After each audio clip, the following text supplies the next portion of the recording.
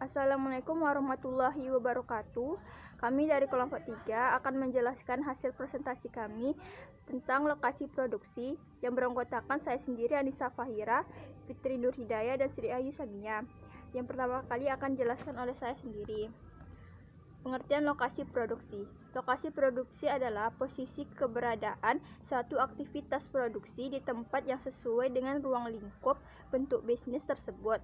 Posisi lokasi produksi bersifat sangat fleksibel karena semua itu disesuaikan dengan bentuk bisnis atau usaha yang dijalankan dengan menempatkan perhitungan pendekatan skala ekonomi sebagai salah satu acuan dalam pengambilan keputusan yang dibuat.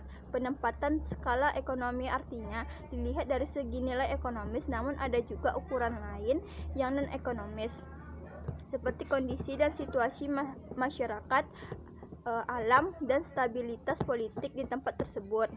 Alasan memilih lokasi produksi.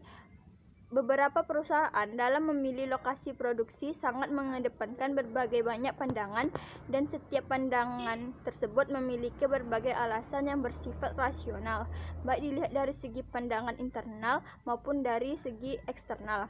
Kondisi dan situasi internal dan eksternal dianggap sebagai kondisi yang bisa saling mempengaruhi satu sama lainnya.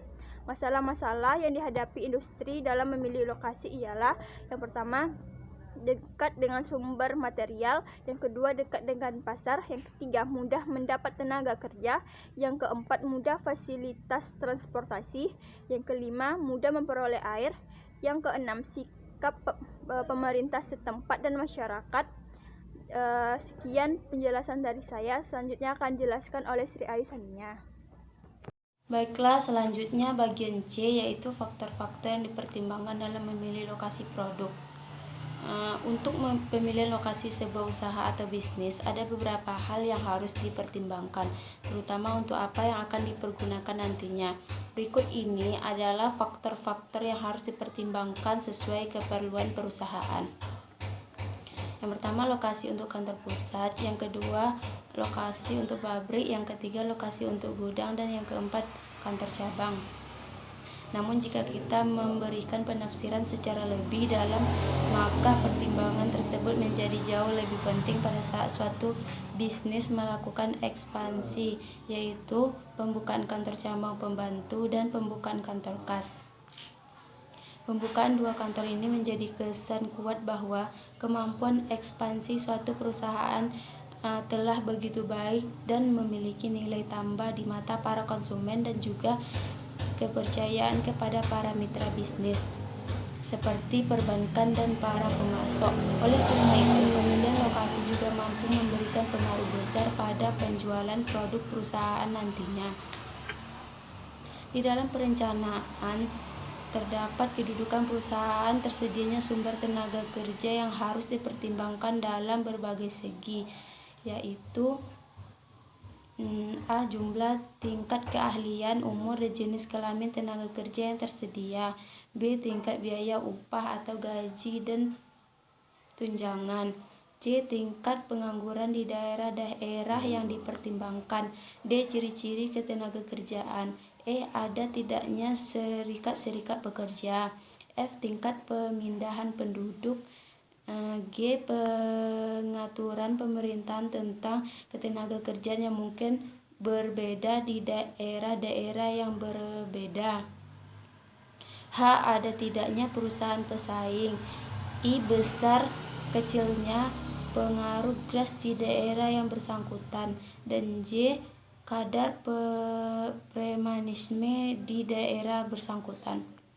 Jika dikaji dari segi feasible dan infeasible, bahwa menentukan lokasi yang layak dan tidak layak untuk suatu bisnis bisa sangat dipengaruhi oleh beberapa hal, yaitu yang pertama, bentuk bisnis yang bersangkutan; kedua, tujuan bisnis yang akan dikerjakan; yang ketiga, bentuk teknologi yang akan dipergunakan; dan yang keempat, biaya transportasi.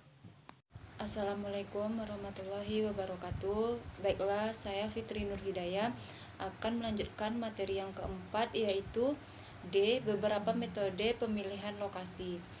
Untuk memilih lokasi perusahaan, ada 3 metode yang paling umum dipergunakan, yaitu yang pertama, metode penilaian hasil.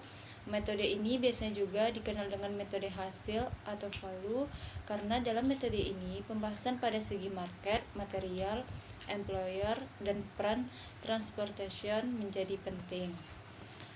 Yang kedua yaitu metode dengan penerapan perbandingan biaya. Metode ini analisa harus didasarkan pada sisi biaya, dikarenakan dijadikan bagian penting dalam pengambilan keputusan produk pendirian bisnis. Yang ketiga yaitu metode dengan dampak ekonomi. Metode ini adalah sebagai pengambilan keputusan dengan sebagai pertimbangan dan persoalan yang akan muncul di kemudian hari. Yaitu materi selanjutnya yang E, pengaruh lokasi produksi terhadap penjualan. Ada hubungan yang linear antara lokasi produksi dan penjualan, baik secara jangka pendek dan jangka panjang. Dalam konsep manajemen keuangan, disebutkan pendapatan yang baik adalah pendapatan yang memberikan keuntungan secara jangka panjang. Baiklah, sekian dari saya. Assalamualaikum warahmatullahi wabarakatuh.